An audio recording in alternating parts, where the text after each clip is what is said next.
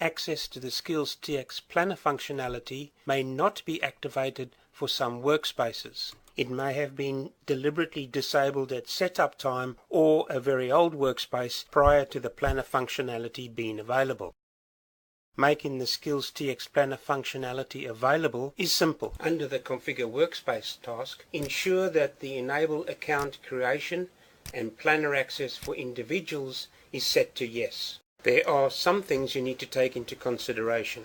Each self-assessment participant can be provided with their own SkillsTx Planner account, in which they can manage their skill profiles, view their validated skill profiles, compare their profiles against job definitions, review the skill gaps, and build remedial action plans. One important feature is they also have the ability to edit their self-assessment profiles and create a number of versions of those. Therefore, the organization that owns this workspace may find it prudent to provide a policy that lays down the conditions under which an employee should be editing and creating a new version of their self-assessed profile. When Enable Account Creation has been set to Yes, once an individual has completed the final question of their self-assessment survey, a link will appear in their survey screen from which they can initiate their personal access to their SkillsTx Planner account. Depending on the circumstances, some organizations may choose to delay providing planner access until all current employees have completed their self-assessments, in which case they would set Enable Account Creation to No for the initial period.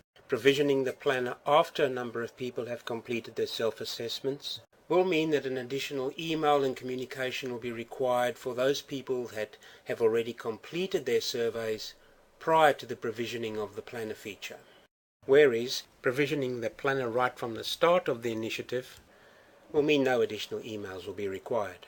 This is powerful functionality for both the individual and the organization. If you do choose to delay provisioning the SkillsTx Planner, then after enabling the functionality, then change the self-assessee invite or reminder email template suitably and resend them an invitation email. The survey link will take them back to their list of surveys, which, once 100% complete, will now include the SkillsTx Planner account setup. And there's just one more thing that allows you to manage the availability of job definitions. In the Job Role Management task, under the Job Role Definition task group, you will need to ensure that the appropriate visibility has been provided for the job definitions that you wish people to have access to via their planner.